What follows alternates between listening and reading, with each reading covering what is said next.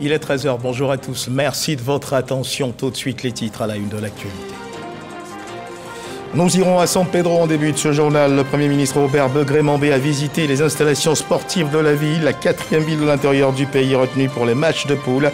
Robert Begré-Mambé se réjouit de la qualité des infrastructures et se dit rassuré quant aux dispositions prises pour la bonne organisation de la CAN de l'hospitalité. Enseignement supérieur, invité de la première édition des grands rendez-vous de Génération Gagnante, le ministre de l'Enseignement supérieur et de la Recherche scientifique, Adama Diawara, a exposé dans le détail sur les réformes entreprises par son ministère au cours de l'année 2023. On en parle également dans cette édition. Et puis aux États-Unis, l'ex-président américain Donald Trump sûr de sa victoire aux primaires républicaines qui auront lieu le 15 janvier prochain. Donald Trump a organisé 2 meetings ce week-end dans l'État de l'Iowa. L'ancien président a assuré qu'il gagnerait à nouveau pour la 3e fois. Voilà pour l'essentiel. Madame, monsieur, bonjour. Depuis plusieurs années, le gouvernement consent énormément d'efforts financiers pour doter notre pays, la Côte d'Ivoire, d'un réseau routier performant, digne d'un pays qui travaille à son émergence. De grands projets ont été lancés pour donner vie à cette ambition portée par la Côte d'Ivoire. Au nom de ceci, on pourrait citer le projet de la Y4, le projet de la ceinture d'Abidjan. Oui, vous l'avez certainement compris, ce 13 h dans le cadre du magazine du dimanche, nous parlerons d'infrastructures routières, nous parlerons de bilan et de perspectives en rapport avec ce secteur d'activité. Nous parlerons également de perspectives et de bilan concernant ce secteur. Ce sera avec le directeur général de l'AGEROUTE, M. Fabrice Coulibaly, que nous recevrons dans un instant sur ce plateau. Mais en attendant, regardons ensemble à ce constat en rapport avec les évolutions des travaux engagés à San Pedro dans le cadre de la Coupe d'Afrique des Nations de football. Le Premier ministre Robert Begré-Mambé a visité les infrastructures.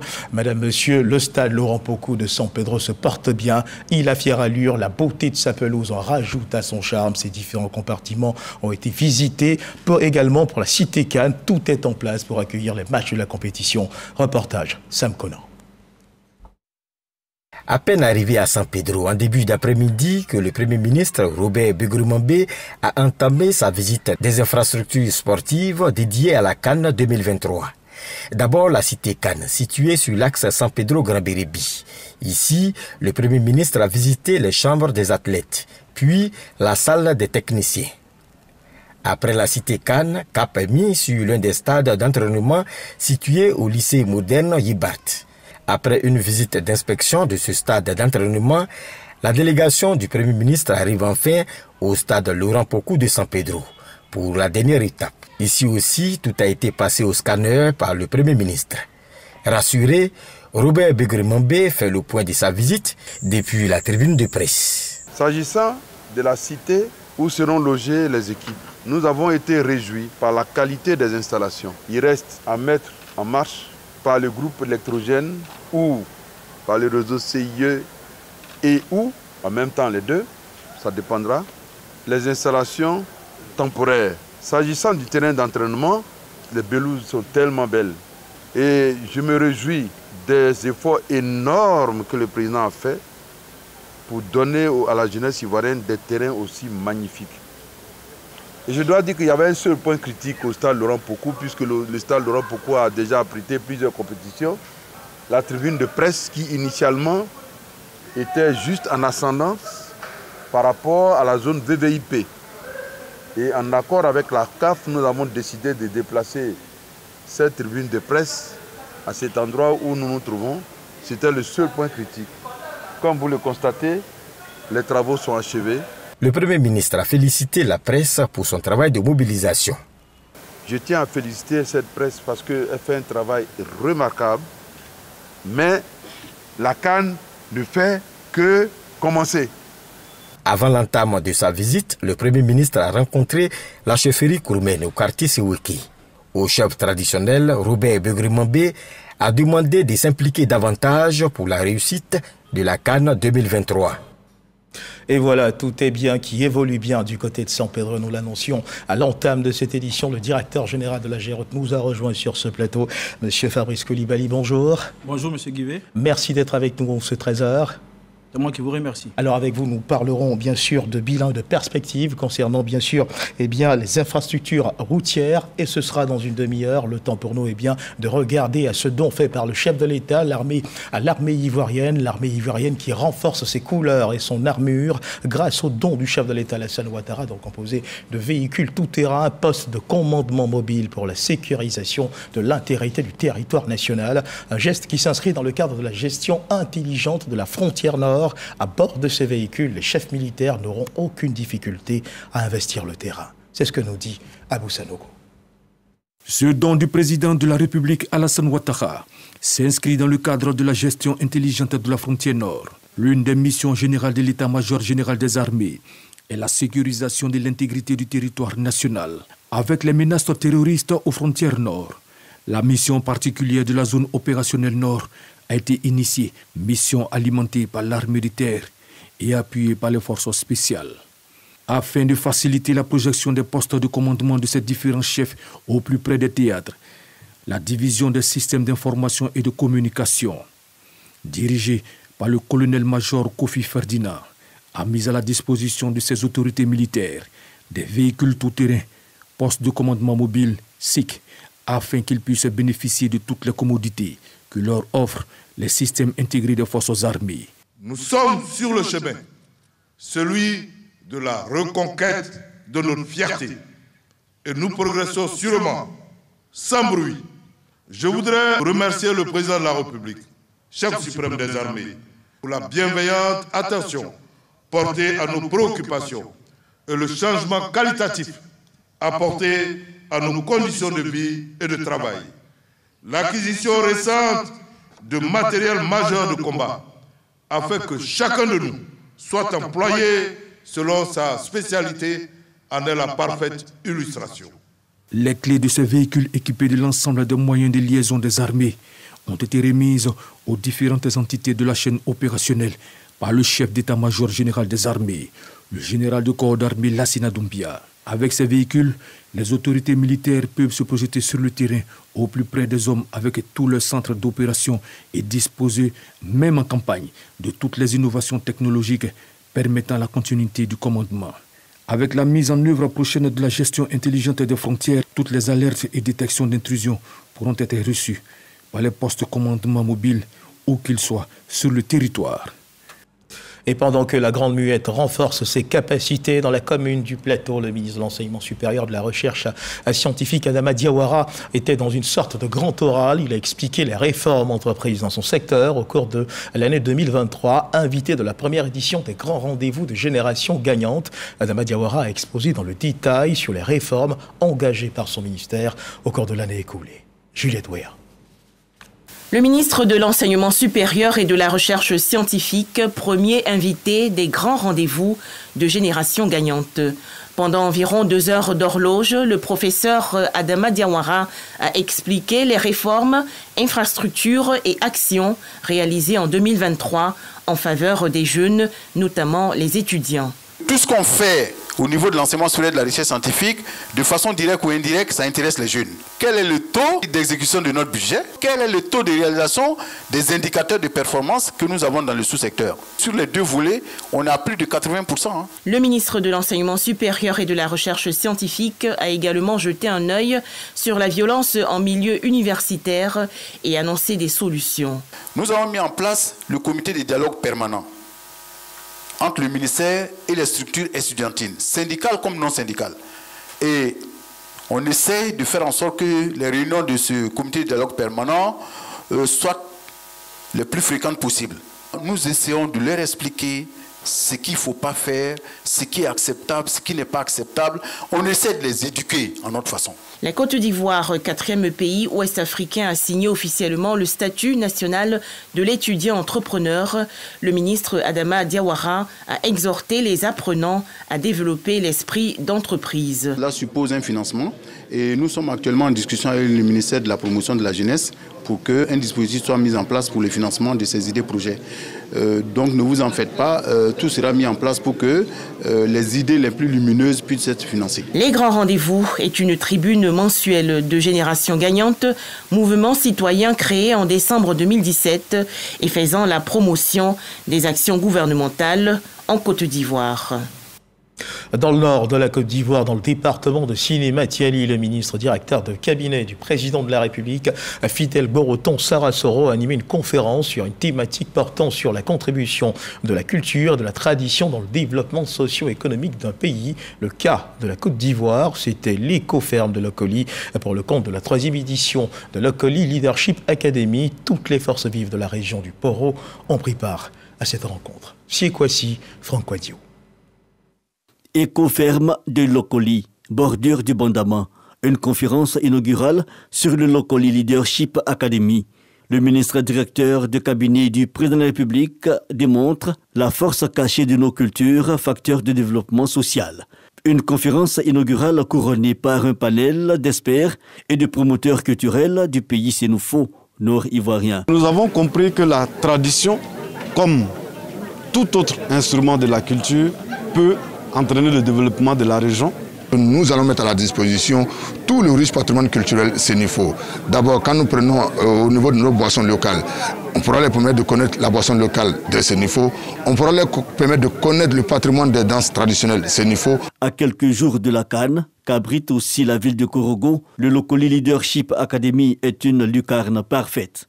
Le Lokoli Leadership Academy est un cadre d'échange, un cadre où les personnes peuvent venir et partager leurs connaissances sur une thématique. Ils ont mis en exergue tous les atouts que nous avons ici, les atouts dans le domaine vestimentaire, dans l'art, la musique, la danse. On a évoqué le poro et tout cela faire en sorte que le sénoufo soit le sénoufo et le sénoufo puisse être un vecteur, un artisan de l'influence. Le Lokoli Academy Leadership 2023 a été suivi en présentiel mais aussi en ligne. Auditeur du choix, la ministre de la Culture Françoise remarque en mission hors du pays. Elle s'est engagée à faire de l'événement un moteur de la promotion culturelle de la Côte d'Ivoire. L'entrée en 2024 a été célébrée de diverses manières par les populations et leurs élus. Dans la ville de Korogo, par exemple, les différentes composantes de la population de la ville de Korogo ont été invitées à partager le dîner avec le ministre des Mines, du Pétrole et de l'Énergie autour donc de ce dîner de début d'année. Étudiants, guides religieux, chrétiens, responsables des organisations féminines et jeunes, tous ont répondu à l'appel du ministre Mamadou Sangafoa à la table des convives, Soro Corona. Université Péréphérogon Koulibaly. Plus de 1000 étudiants reçoivent la visite du ministre des Mines, du Pétrole et de l'Énergie. Mamadou Sangafoa Koulibaly est venu partager un moment de convivialité et d'échange avec les étudiants restés sur place. Ce repas est un prétexte pour le ministre d'appeler les étudiants au travail. Ici, nous sommes en famille, la famille des Korogoulais. Remercier l'amicale des anciens pour leur constance vis-à-vis de leurs cadets. Demandez aux cadets de doubler d'ardeur et que je compte sur vous pour produire les meilleurs résultats. À son domicile, c'est le tour des responsables des confessions religieuses chrétiennes de Korogo de passer une nuit de partage. Sangafoa Koulibaly demande aux guides religieux de multiplier les prières pour une Côte d'Ivoire en paix et développée sous le leadership du président de la République, Alassane Ouattara. Je voulais demander à la communauté chrétienne de la région du Poro de continuer les prières, surtout à l'endroit du premier magistrat de notre pays, son Excellence, M. Alassane Ouattara, président de la République de Côte d'Ivoire. Je puis témoigner combien le président est soucieux de préserver la paix et la stabilité dans notre pays.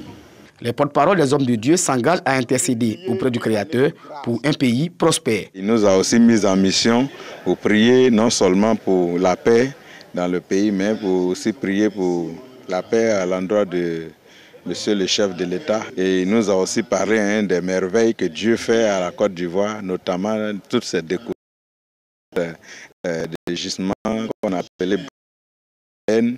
Avant les étudiants et les différents religieux chrétiens, le ministre Mamadou Sangafoua Coulibaly a dîné avec les responsables des organisations féminines et de jeunesse de Kourougou. Le ministre a insisté sur la cohésion et la paix dans la région du Poro. Et si nous marquions une halte dans la commune du Plateau pour suivre la présentation officielle d'un film documentaire relatant le parcours inspirant d'un homme exceptionnel, une production cinématographique en hommage à Tiemoko Yadé Coulibaly, spécialiste des finances à la retraite, doyen des cadres du Poro, ancien président intérimaire du Conseil économique, social, environnemental et culturel, le CESEC, un parcours retracé en vue d'inciter la jeunesse africaine et ivoirienne à s'inspirer de ce modèle. Serge Pakomdidi, Abdoulaye Koné. Au cours de ces 2 mandats successifs, a engagé le... C'est un film documentaire qui retrace le parcours de Tiemoko Yadé Coulibaly, ancien président intérimaire du Conseil économique, social, environnemental et culturel, le CESEC, ancien maire de Sinématiali et président du Conseil régional du Poro de 2012 à 2023. Parcours inspirant d'un homme exceptionnel, c'est l'intitulé de cette production cinématographique de 12 minutes, un film présenté officiellement par le réseau des communicateurs de l'émergence, le Record. Le parcours et la riche expérience professionnelle de M. Coulibaly Tiemoko Yadé témoignent même de l'utilité et de l'opportunité de ce film. Parce qu'il tient en trois points qui sont Coulibaly Tiemoko Yadé le banquier, Coulibaly Tiemoko Yadé l'élu local et Coulibaly Tiemoko Yadé le président d'institution. Spécialiste en finance, Tiemoko Yadé Coulibaly a passé l'essentiel de sa carrière professionnelle dans le milieu de la banque et des assurances, travaillant au sein de plusieurs institutions financières, dont la BCAO. J'ai toujours cherché à bien faire, à travailler. Chaque fois que j'étais dans une équipe, je m'efforçais d'être parmi les meilleurs. Ce que je devais faire, je voulais le faire le mieux possible. Donner le meilleur de moi-même. Je suis très ému et infiniment reconnaissant à tous ceux qui ont pensé faire cette réalisation. Le documentaire, le parcours inspirant d'un homme exceptionnel, sera projeté dans les écoles et même au sein des entreprises. L'idée est que la vie de l'auteur principal serve de modèle à la jeunesse ivoirienne et africaine. Madame, monsieur, s'il existe une chose contre laquelle on ne peut lutter, c'est bien sûr le temps. Les années passent et l'on prend de l'âge, les vieux jours pointent à l'horizon. Une fondation, la Fondation internationale Bien Vieillir en Afrique, se soucie du bien-être des personnes du 3e âge. À cet effet, elle a organisé une rencontre pour recueillir des fonds qui seront destinés à la mise en œuvre d'activités en leur faveur. Témoin de cette rencontre, Patricia Omouetia, Khalil Diomandé. L'objectif de cette rencontre est de récolter des fonds destinés au financement de programmes pour le bien-être des personnes âgées. La CIE, pour ses actions qu'elle mène en faveur des personnes du 3e âge, a été, on va dire, nominée comme entreprise qui pourrait servir d'exemple à d'autres entreprises pour la prise en charge des personnes du 3e âge. Cette édition voit la participation des représentants des structures sous tutelle de l'État et des entreprises privées.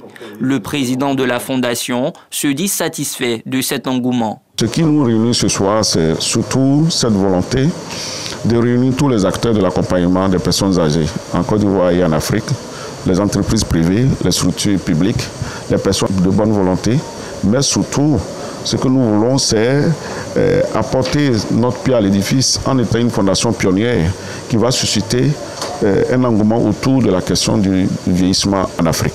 Pour la présidente directrice générale du FIDRA, la Fondation internationale Bien Vieillir en Afrique œuvre pour la promotion et une meilleure qualité de vie des personnes du 3e âge. Notre fondation s'attelle à mettre en œuvre des activités qui concourent au bien-être des personnes âgées et particulièrement les plus vulnérables.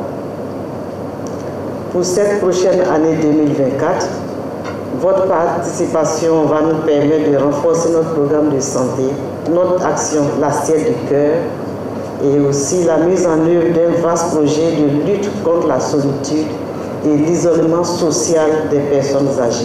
Des distinctions ont été décernées aux seniors au terme de cette cérémonie. Les exploitants miniers de diamants de Séguéla bénéficieront d'un encadrement. Une convention a été signée entre la Société pour le développement minier de la Côte d'Ivoire et les sociétés coopératives simplifiées. Cette convention vise à soutenir techniquement les coopératives pour la relance des activités diamantifères. Khalil Diomandé. La SODEMI, Société pour le développement minier de la Côte d'Ivoire, et les sociétés coopératives simplifiées s'accordent à travers cette signature de convention en vue de relancer la filière diamantifère dans le département de Séguéla. Kone Moussa Seydou, directeur général de la SODEMI, indique que ce partenariat permettra d'appuyer techniquement les coopératives et leur trouver des partenaires financiers pour une exploitation industrielle. Nous pensons que désormais, les coopératives sont satisfaites. Nous allons travailler pour mener à bien les activités minières au niveau du département de Séguéla et endiguer l'orpaillage qui pourrait se faire dans la zone pour de production et de pollution au niveau de l'environnement, au niveau de la sécurité et tous les autres travailleurs qui peuvent être liés à l'activité minière. Le directeur général de la SODEMI a par ailleurs engagé les différents acteurs de la filière à travailler en bonne intelligence pour la réussite des activités. Le préfet de région Abdul Karim Diarasouba a lui également exhorté les parties prenantes à s'approprier la convention pour une exploitation fructueuse au bénéfice des populations. L'Agence nationale de gestion des déchets, l'ANAGED, a organisé un atelier de formation à l'endroit des guides religieux et des chefs de communauté. Cet atelier se donne pour objectif de les outiller sur la bonne gestion des déchets dans le district d'Abidjan. Reportage signé Grace Kando. La production journalière des déchets ménagers et assimilés dans le district d'Abidjan est estimée à 4200 tonnes par jour et chaque habitant produit environ 1 kg d'ordures. Pour une meilleure gestion de ces déchets, l'Agence nationale de gestion des déchets ANAGED sollicite l'appui des guides religieux et des chefs de communauté. Elle vient d'initier un atelier de formation sur la gestion rationnelle des ordures. Il regroupe le maximum de personnes durant les activités, pour certains hebdomadaires. On a pensé que c'est une aubaine de pouvoir les utiliser pour pouvoir passer le message du gouvernement sur la question de la salubrité, qui puissent être comme des ambassadeurs de l'ANAGED auprès de ces populations. La politique de gestion, les réformes opérées dans le secteur des déchets et les acquis de l'ANAGED en matière de gestion durable des ordures, autant de sujets passés au peigne fin. Nous avons vu qu'il y a une très grande amélioration par rapport à 2010 et avant 2010. Aujourd'hui, la gestion des ordures s'est nettement améliorée. Nous avons constaté que, par exemple, de journée, on ne voit plus des camions de ramassage circuler. Les dépôts sauvages d'ordures ont beaucoup diminué. Et donc, il y a eu beaucoup d'innovations, beaucoup d'améliorations dans la question du traitement des ordures ménagères. Dans nos activités, nous devons parler de la propreté autour de nous parce que ça nous concerne et c'est pour notre bien-être. Présenter la propreté, les inconvénients d'abord, ce que cela fait sur notre vie. On va renforcer la sensibilisation et donner des informations que nous avons reçues ici, relayer ces informations au niveau de nos fidèles et au niveau de la population pour que ensemble nous voyons l'utilité de ces gestions des déchets et accompagner, pourquoi pas, le gouvernement et le ministère dans ces tâches-là. D'autres couches socio-professionnelles seront également formées sur la nouvelle politique de gestion des déchets selon l'ANAGED. Un mot de religion dans ce journal. La médiature évangélique de Côte d'Ivoire a initié récemment une rencontre avec les présidents régionaux et communaux de collectifs des pasteurs. Plusieurs points ont été abordés, notamment la grande assemblée des évangélistes prévue au premier trimestre de l'année 2024, puis la vie de la communauté évangélique, ainsi que la paix et la cohésion sociale. Reportage signé Ismaël Erardeo et Jean-Marc Djadji. Ils viennent de toutes les régions et communes de la Côte d'Ivoire. Ces pasteurs, réunis le temps d'une rencontre, échangent sur les aspects religieux et sociaux du pays. Les questions de paix, de cohésion sociale ont notamment été évoquées. La médiature évangélique, structure à l'initiative de ce conclave, situe les enjeux de cette réunion. Ce pré-synode est la plateforme de réflexion qui précède donc le grand synode. Il était question donc pour nous de pouvoir regrouper les présidents de collectifs des pasteurs des régions, encourager ces différents prélats du monde protestant évangélique à s'impliquer, résolument s'impliquer dans le processus de cohésion et accompagner l'exercice du gouvernement. Parrain de cette activité, le chef de cabinet de son Excellence, Alassane Ouattara, a traduit l'engagement du président de la République à soutenir la cause évangélique en Côte d'Ivoire. Je leur ai dit de croire en l'avenir de la Côte d'Ivoire et leur témoigner l'engagement du président à les accompagner pour l'organisation des synodes qui tiendront bientôt. Et puis pour toute autre activité qui porte sur la cohésion sociale, sur le rassemblement, sur l'unité nationale. Parce que rien de grand, rien de bon, rien de beau ne peut se concevoir en dehors de la cohésion. Pour mener à bien leur mission, ces hommes de Dieu reçoivent des décrets de nomination. Ces parchemins font d'eux des représentants officiels des actions de l'Église évangélique et protestante dans leurs différentes régions. Prochain rendez-vous, février 2024, pour la Grande Assemblée. Et on continue de parler de religion dans cette édition après une dizaine de jours de visite sur les traces de la Vierge Marie et des apôtres de Jésus-Christ sur les terres de la Turquie. Les pèlerins ivoiriens sont de retour en Côte d'Ivoire, heureux de leur séjour. Ils expriment leur reconnaissance aux autorités ivoiriennes. Reportage de Vissoyo et Charles Tatou de retour de la Turquie. Pays laïque, la Côte d'Ivoire a sur son sol plusieurs communautés religieuses. On a entre autres les fidèles musulmans, les fidèles catholiques et protestants évangéliques, puis les fidèles des églises syncrétiques. Toutes ces communautés religieuses contribuant à la consolidation de la cohésion sociale et la paix bénéficient chaque année, à travers la direction des cultes, d'une prise en charge quant à leurs activités de pèlerinage à l'intérieur et à l'extérieur du pays.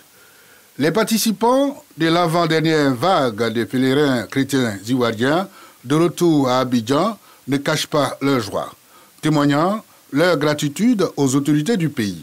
Je voudrais remercier la direction des cultes qui nous a permis de profiter de cette grâce-là. Nous avons été puissamment bénis par les pères qui nous ont conduits dans les prières.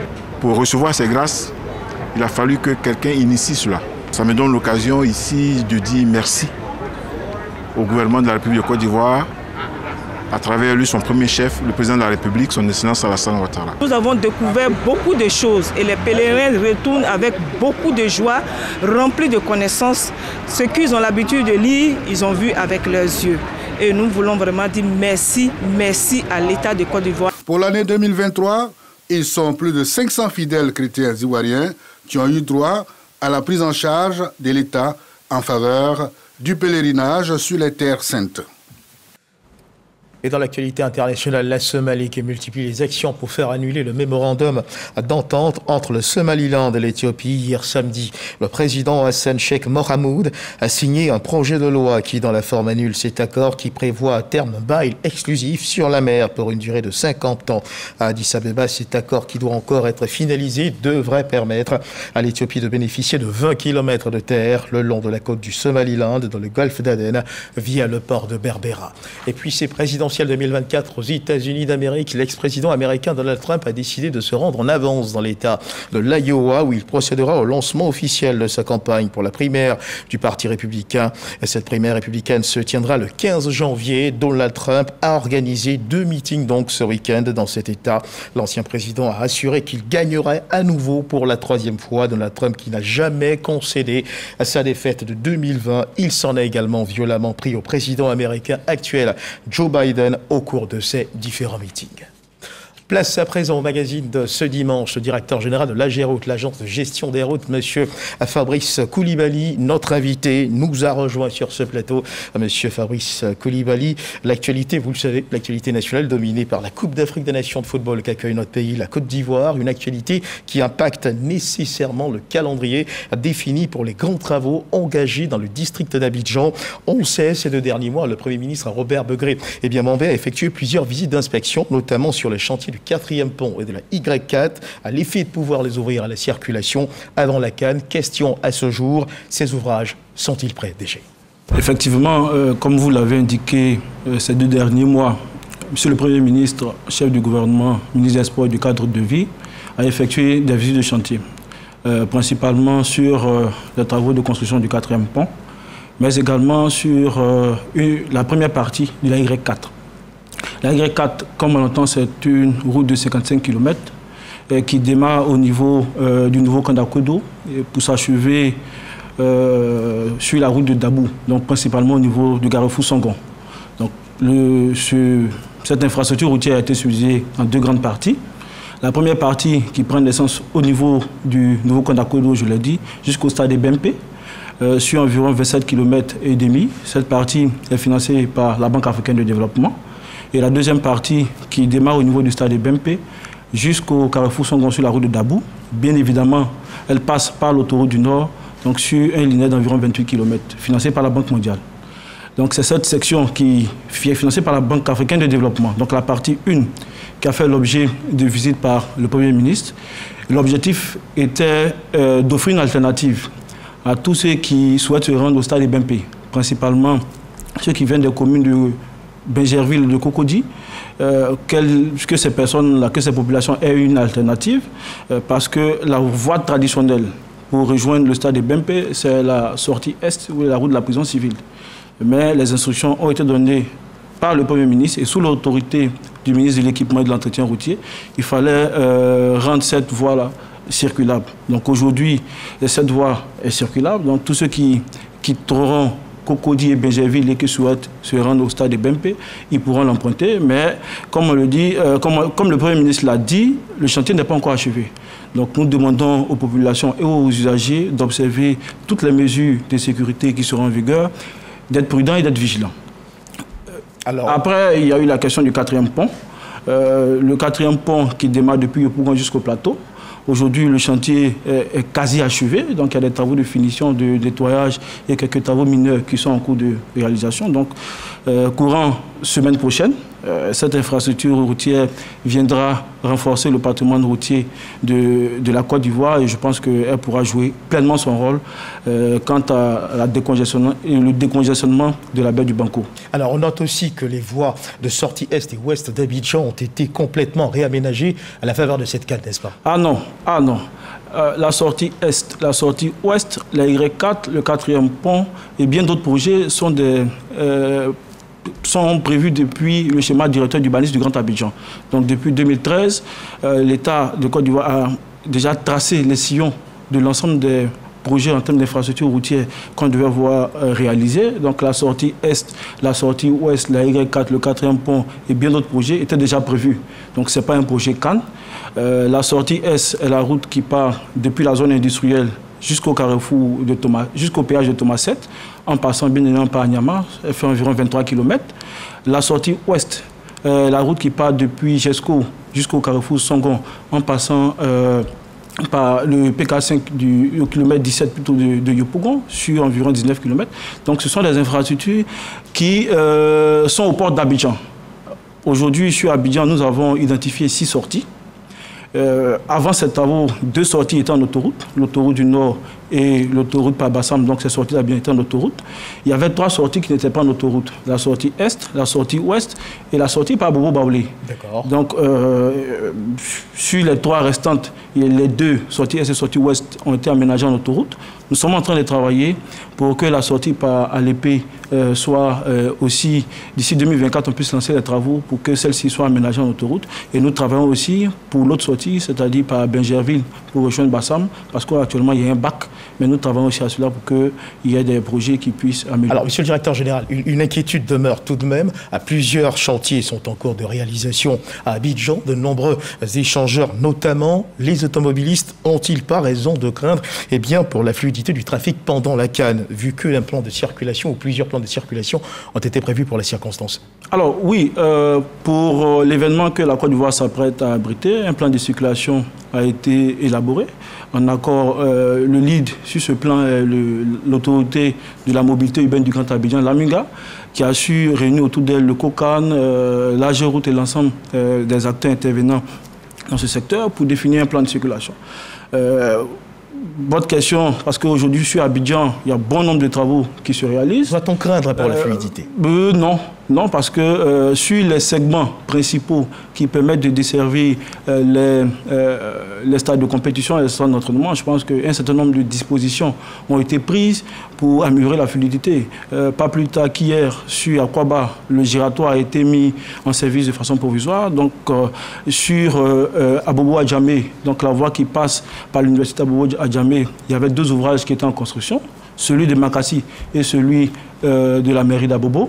Donc Makassi, l'ouverture provisoire se fera très bientôt, celui de la mairie d'Abobo également. Donc les dispositions ont été prises pour que même s'il y a de la gêne soit moindre. Mais notons également qu'il n'y a pas qu'Abidjan qui accueillera cette compétition.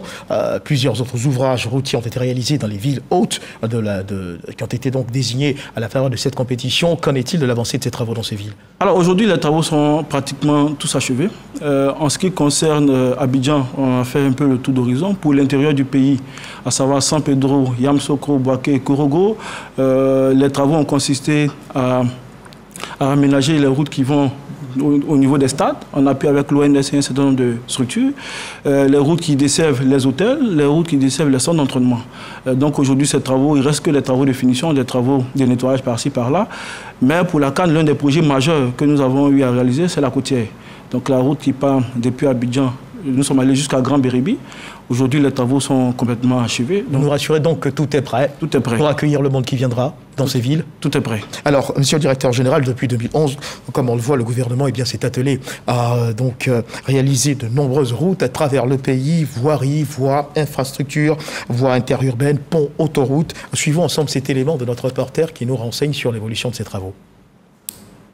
Depuis 2011, le réseau routier ivoirien vit de nouveau une ère de croissance. À l'origine, une vision, celle du chef de l'État qui est de doter le pays d'infrastructures routières dignes d'un pays ambitieux pour ainsi booster le développement économique. L'axe choisi est de connecter les chefs-lieux de région pour ainsi faciliter l'écoulement des produits agricoles. Le ton est donné en 2013 par le président Alassane Ouattara avec l'inauguration de la section Saint-Grobo-Yamoussoukro de l'autoroute du Nord, facilitant ainsi la connexion entre la capitale économique et politique par une autoroute, un projet vieux de plusieurs décennies. Depuis, l'autoroute du Nord s'est prolongée à Bouaké, une escale avant de rallier les frontières du Burkina Faso et du Mali. À Abidjan, outre les ponts de Gaulle et Félix Houphouët-Boigny, les ponts Henri Konan Bédié et Alassane Ouattara triomphent désormais au-dessus de la lagune Ébrié. Un autre, le 4e de la liste, attend sa mise en service dans les jours à venir. La dynamique est la même dans l'arrière-pays. La côtière s'est refaite une santé. Idem pour la route de l'Ouest, traversant les villes de Daloa, Man et d'Adané jusqu'à la frontière du Libéria.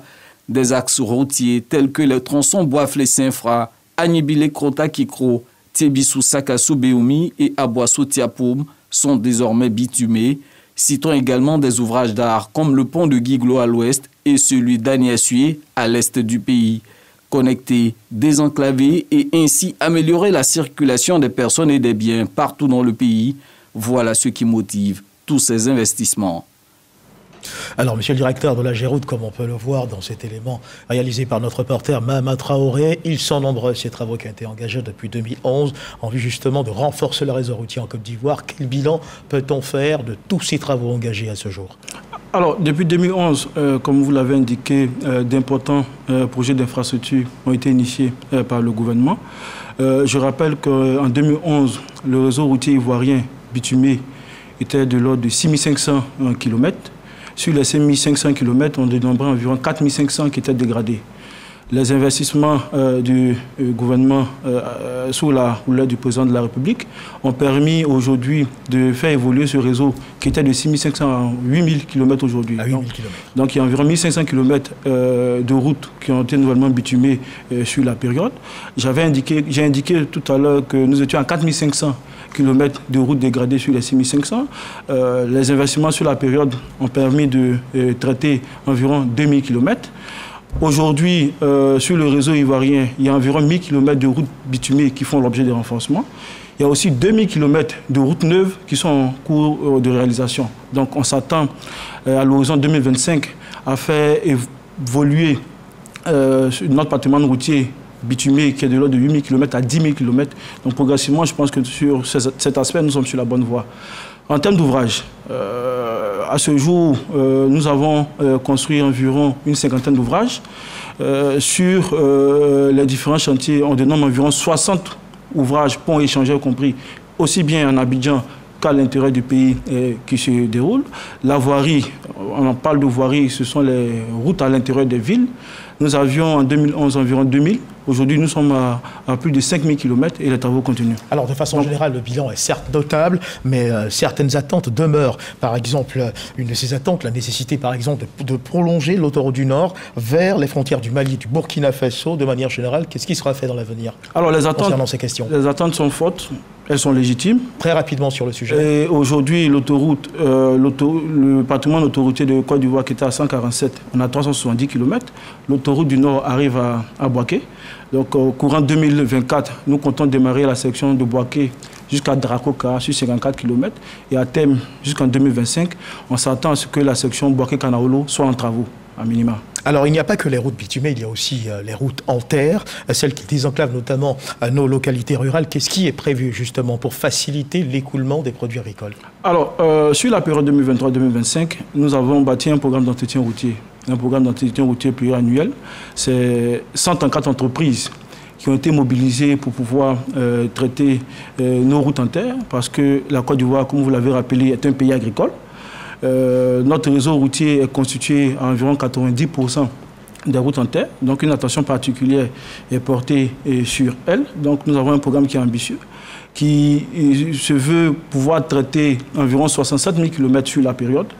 Nous avons commencé dans le deuxième semestre de l'année 2023. Malheureusement, ce programme a été un peu perturbé par les pluies, mais je pense qu'avec la saison sèche qu'on observe à l'intérieur du pays, on pourra aller accélérer davantage les travaux. Concernant les routes en terre, Monsieur le Directeur Général, certaines régions, notamment la région ouest de la Côte d'Ivoire, le réseau routier là-bas est quand même assez difficile. Les populations se plaignent d'avoir donc de ne pas pouvoir écouler facilement leurs produits, surtout en saison de pluie, notamment les villes de Mans, Sipilou, Mankoubli. Est-ce qu'un plan d'urgence est prévu pour ces régions? Avez-vous connaissance de l'existence de ces faits? Alors oui, comme vous l'avez indiqué, en saison de pluie, c'est difficile de pratiquer la route en terre. En ce qui concerne Sipilou, aujourd'hui, il y a les travaux de bitumage de la route Biancouma-Sipilou. Le président de la République l'a annoncé lors de son adresse à la nation que Mankoubli et Guiglo-Taï seront bitumés au cours de l'année. Mais il n'y a pas que ces travaux dans l'ouest. Il y a la route Djokwe-Guiglo-Bleulequin, il y a la route Bleulequin-Tout-le-Pleu, il y a la route Zonien-Tout-le-Pleu qui va démarrer. Il y a aussi le programme de route en terre que j'ai indiqué. C'est vrai qu'en saison des pluies, c'est difficile, mais cette question est adressée. Et dans les jours à venir, avec la saison sèche qu'on observe, le réseau routier s'améliorera davantage avec toutes les initiatives du gouvernement. Alors, un fait tout de même qui est donc à noter, les Ivoiriens se plaignent assez régulièrement de la dégradation rapide des ouvrages livrés. Qu'est-ce qui explique ce fait? Alors, c'est vrai. C'est la nature des travaux, la qualité des ouvrages? Alors, c'est vrai que jusqu'à une certaine époque, on a constaté cela.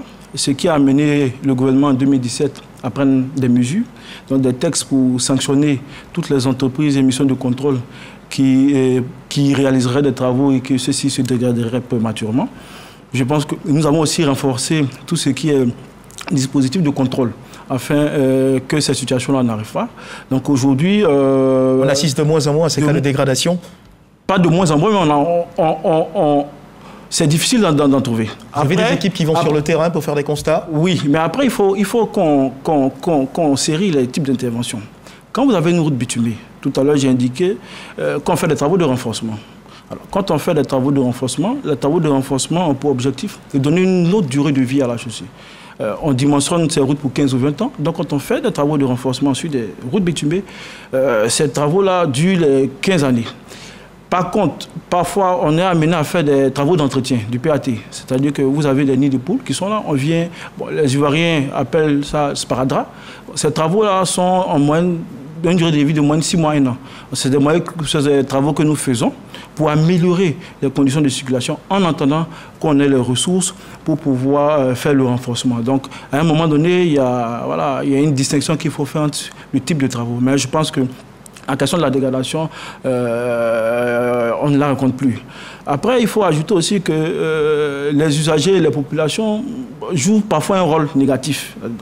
Il y a de l'incivisme qui rentre. Il y a de l'incivisme, bien évidemment. Très rapidement sur cette question. Il vous souviendra que la route des Bempé qui vient d'être livrée, la route là, il y a une vidéo qui était passée où on voyait de l'eau, tout simplement parce qu'il y avait un marché qui était juste à proximité.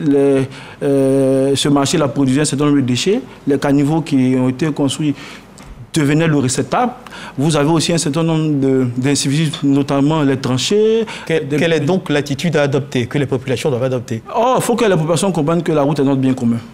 La route est notre bien commun, il est important que nous puissions la préserver parce que c'est l'investissement de tout un pays, c'est tous, les routes coûtent excessivement cher, donc il est important que nous puissions adopter les bons gestes afin de préserver notre patrimoine routier. Merci Monsieur le Directeur Général, c'est sur ces mots que se referment les pages de cet entretien. Je rappelle que nous recevions dans le cadre du Dimanche Magazine ce 13h le Directeur Général de la Géroute, Monsieur Fabrice Coulibaly, avec qui nous avons parlé d'infrastructures routières, de bilan et de perspectives. Merci de nous avoir suivis. Ce journal est terminé. Dieu garde la route.